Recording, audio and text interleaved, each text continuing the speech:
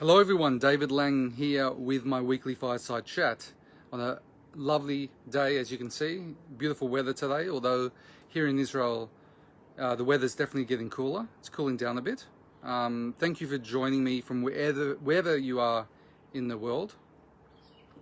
And today I want to talk about Saeb Erekat. Saeb Erekat, the PLO official.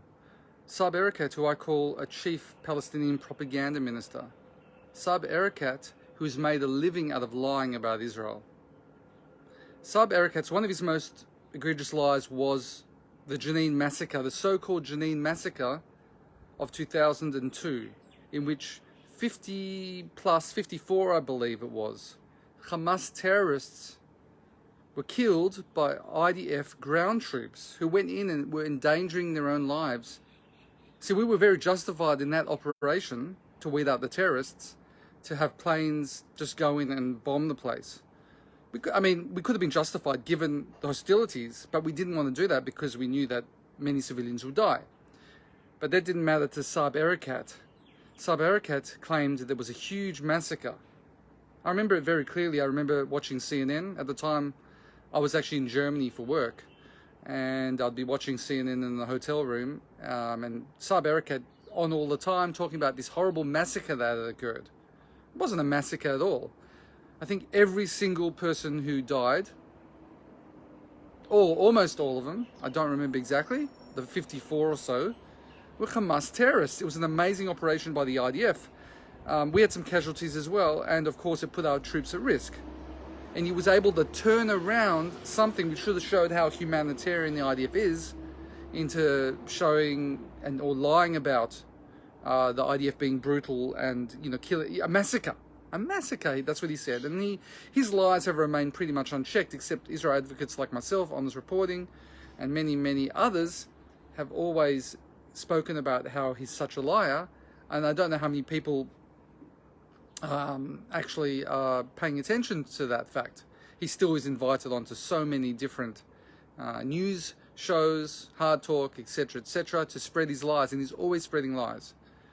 And since then, he's spreading the lie that Israel is an apartheid state. He says that we're an apartheid state, two systems for two different people. And I bring this up because he was just hospitalized a few days ago, or maybe even last week, with COVID-19 in Jerusalem's Hadassah hospital. Now, of course, when I wrote about this, and I've written about it a number of times, and many others write about it, we say, look, apartheid Israel. It's become almost natural to point that out, and it's almost become a catchphrase. But I want to delve a bit more into what's going on here, rather than just saying, look, apartheid Israel. Because sometimes when you repeat certain things, and you get so used to it, and Israel advocates all over the place will bring up this point about apartheid Israel, so-called apartheid Israel. Look, is this really apartheid? Sometimes you don't stop and think about what's really going on here. You just sort of get into the routine of these catchphrases, and everyone's like, yeah, look, haha, hypocrisy. But I want to just understand a bit, take a bit of time today to talk a bit more about what's going on and how disgusting and vile Saeb Erekat is and his lies. Okay, so what's going on here? Saeb Erekat, a PLO official, doing very well for himself. He's made a living out of it. He's made a living out of the conflict. So he, excuse me, let me just have some cough medicine. Okay, so he has COVID-19. And he makes a beeline for an Israeli Jewish hospital, Hadassah Hospital. Now, Hadassah Hospital, by the way, has a very rich history.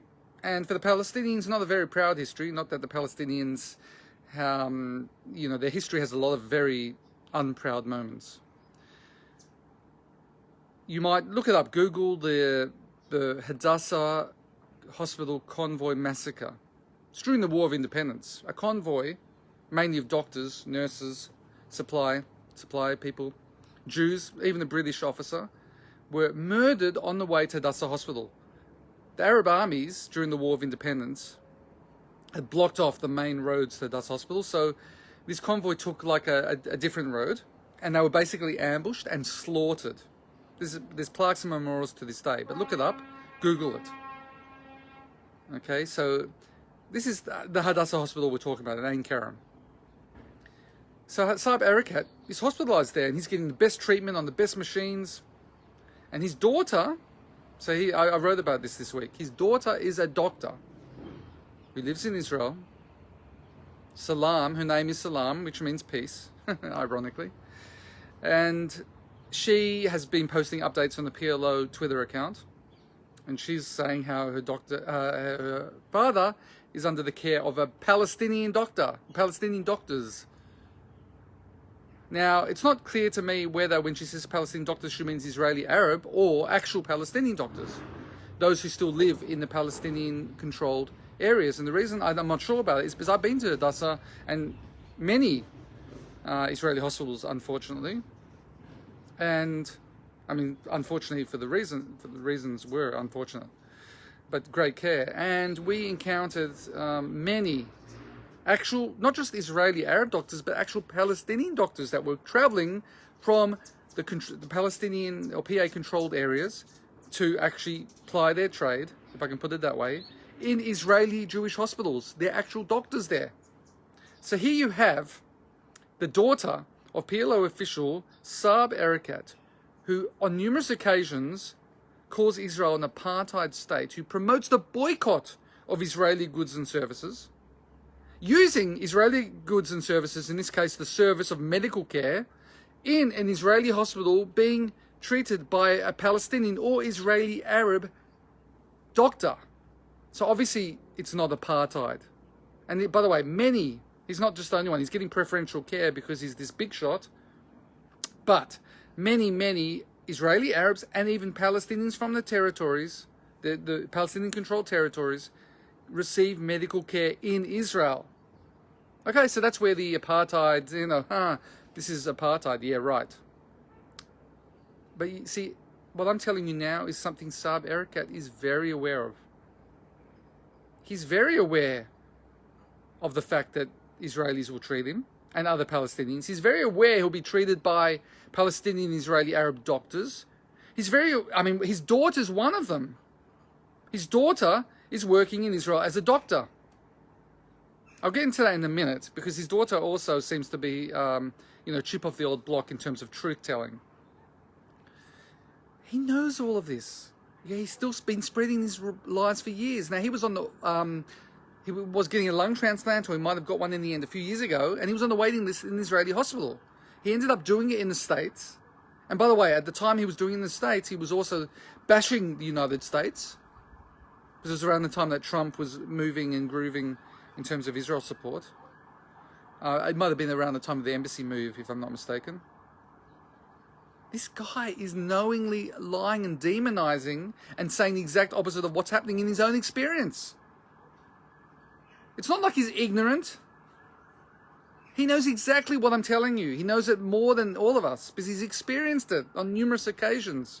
It's close to his heart, close to his lungs, actually, literally.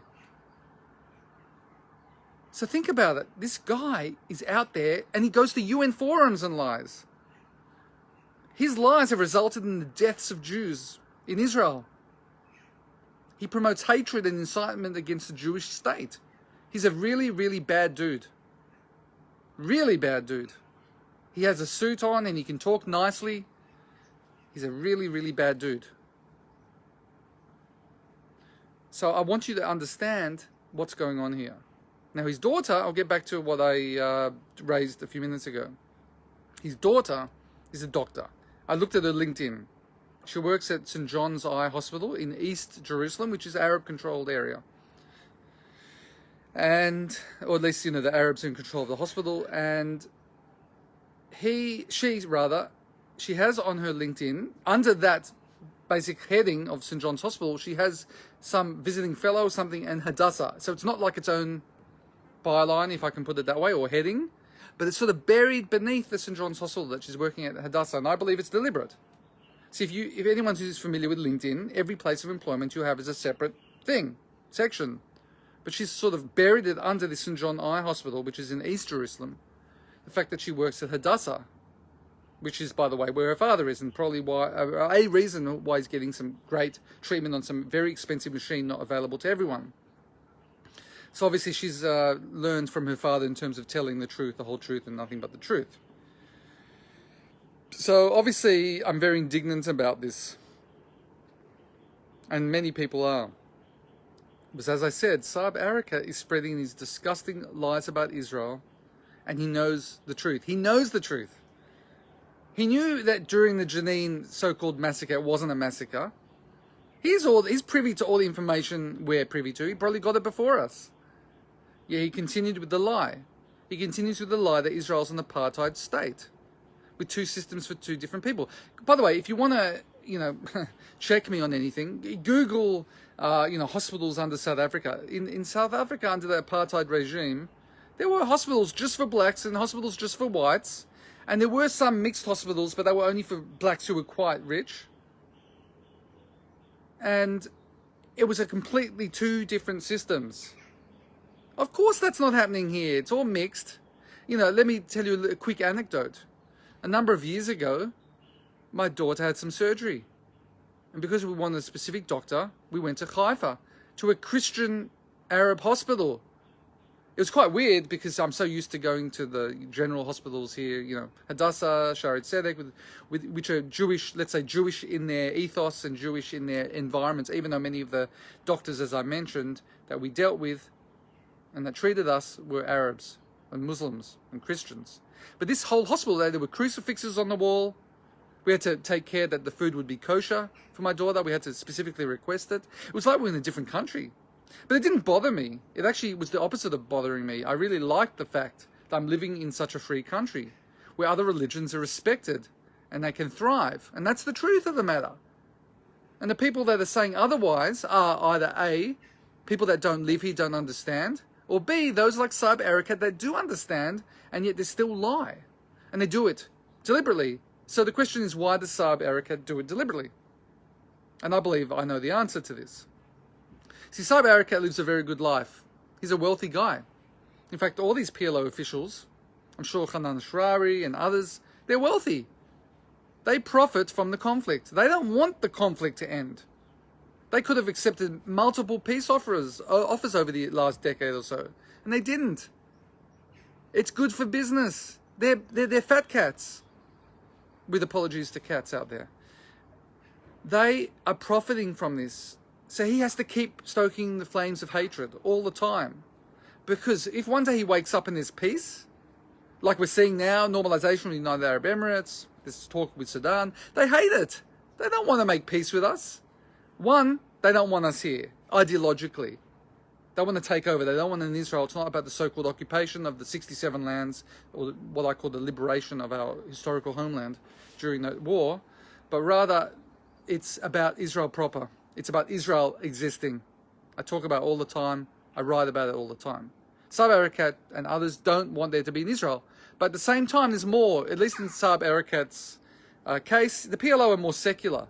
They're not like, some of the more religious Islamic terrorist groups, like Islamic Jihad, for example, who ideologically want to wipe Israel off the face of the earth. Now, don't get me wrong, I believe that the secular terrorist groups also do, but it's less ideological and more just practical. But Saeb Erekat, there's more to it, because as a PLO official, they're the most corrupt, the PLO, the PA. They make so much money. Look at Mahmoud Abbas's mansion. He's got a private jet. What's he going to do if, God forbid, one day he wakes up in this peace with Israel? That is the biggest nightmare of people like Saeb Erekat. So that's why he continues to lie, even though he fully well knows Israel is not an apartheid state. It's one of the most ridiculous slurs ever. He knows that. But he has to keep up the lie to keep up his lifestyle. Keep up the lie to keep up the lifestyle. Remember that. So I just wanted to talk about that today. As I said, I'm very indignant about it, but you have to know what's going on here. This isn't ignorance. This is absolute deliberate lying in order to keep up a lifestyle. By the way, at the expense of the average Palestinian that isn't doing so well financially, necessarily. Don't get me wrong, there are many in the PA controlled territories that are doing well. But there are many who are not, just like in Israel, by the way. doesn't differ. That's all I want to talk about this week. Shabbat Shalom. Have a great weekend, everyone, and hopefully I'll catch you next week. Take care.